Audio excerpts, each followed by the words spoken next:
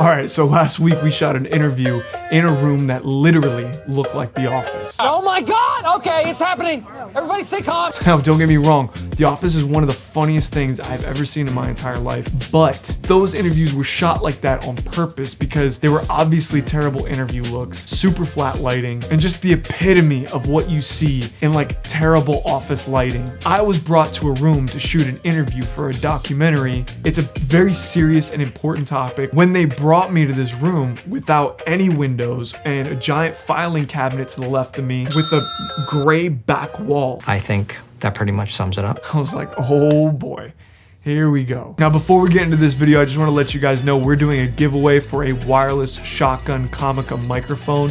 And all you got to do to be eligible to win one of those is like and subscribe to the channel and comment down below, can you hear me now? And you will be eligible to win this really awesome microphone, no strings attached, for free. Now, I just want to say, if you find yourself in a situation where, you're supposed to shoot a documentary and they bring you to a room that looks terrible, the first thing that I would suggest is maybe ask them, hey, do you have another room, or is this the only place that we have available to shoot? Do you have another possible location? You want to be as polite as possible, but you definitely want to ask, like, can we shoot somewhere else? Because the location plays such a role into the character of the interview. So if you're in a really terrible office room, it's going to be really hard to get good interview lighting. It's going to be hard to create depth and separation from the background, especially if you're looking for a wide shot. And that was something that we wanted. We wanted, a nice wide, clean shot. And then we were okay with the B cam being a little bit tighter. But now I was thinking to myself, now we want to go more of like a medium shot, which kind of sucked. And then the tight shot has to be super tight. So when I asked them, hey, do you have another room that we could shoot this in? They hit me with a no really quick. Procedure, everyone. What's the procedure? So I had to start thinking, what do we do in this room? I saw the back wall, but that back wall was facing towards the door. Typically in a small room, you want to shoot towards the corner of the wall, because if you shoot towards the corner, it feels like a bigger environment. And obviously, width-wise, corner to corner is going to be a lot deeper than if you were to do wall to wall. So because we chose just the back flat gray wall in the background, what we had to do is we had to set up our cameras outside of the door and shoot through the door, so it felt like there was a lot of depth, and we brought our character really far away from that background. These picture frames that you see on the back wall, they weren't even there. We found those around the office, and then we used double-sided tape to actually tape a bunch of those picture frames on there just to give a little bit more to the wall, because if we didn't put those picture frames there, it was just going to be a flat, boring wall. And now that we had our location and I set my frame for the A-cam, the next step was I shut off all the lights in a room and I started adding my own lights. Now, because we were on such a tight time crunch, I decided to only use 3 lights, and that was a key light, a hair light, and then a light to light up the back wall because there was no light in the room and I didn't want the back wall to be dark and underexposed. Now, the first light that I always set up is my key light, and the key light that I was using was an Aputure 120D that was set to 5600 Kelvin at 55% intensity. And this is what the light looked like turned on.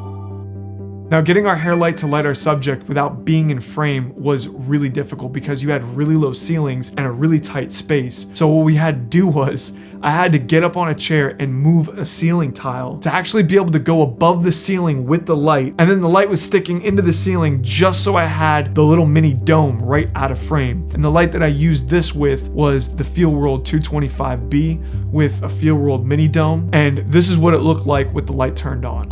And whenever you're lighting in a situation like this, especially when you're doing like a run and gun documentary, you gotta think outside the box. You gotta think like, okay, what's the fastest, quickest way I can do this that's gonna give me the closest thing to the final result that I'm looking for? And because we were on such a time crunch, the best thing that I could think of was moving that ceiling tile, sticking the light up in there, and shooting it at the back of my subject. Now, as you guys can see, this is what it looks like with the hair light turned on. And as you notice, it causes a little bit of separation from the background and just fills in some of that light on his shoulders. Now, looking at this frame with our key light and our hair light, you can obviously see that the overall frame is too dark, especially that back wall. So to fix this, I broke out my Aputure Infinity Bar, which is becoming one of my favorite pieces of gear that I own. This Aputure Infinity Bar has gotten me out of so many tight spots. And one of my favorite features is that it comes with these really strong magnets on the back of the light. And all I had to do was attach it to the ceiling, and that was it. I mean, it was super easy to set up. I went on Sidus Link and I set the color temperature, something a little bit warmer, like a warm tungsten look. And this is what it looked like with the light turned on. Now, some people might not like such a polarizing color contrast between the really warm, like tungsten orangey look, and then like the kind of daylight look that we were shooting our subject with. But me personally, I thought it gave it a little bit of separation from the background, and it kind of gave it this moody, dramatic kind of look that I was kind of going for. Now, you could very easily, instead of going like a warmer look on that Aputure Infinity Bar, you could do something a little bit closer to the light that you were lighting with the rest of the room, which is about 5600 Kelvin, and you could have gotten away with that. That definitely would have given you like a more monochrome look, and a more cohesive look for the whole room. But I wanted that color separation and to make the image just a little bit more interesting than if you were just to have the same color tone of lights throughout the whole room. But I will say this is definitely a creative choice, and one that I personally liked. I could definitely see how some of you guys might be looking at this and being like, well, it's too much separation, or it doesn't feel like he's even in the same environment. I get that, but me personally, I like the look of it. That was pretty much the lighting for the interviews. Because he was talking about something a little bit more dramatic, and he was also talking about kind of his personal feelings, I wanted a pretty tight shot on his face. But we were in a situation where we were, again,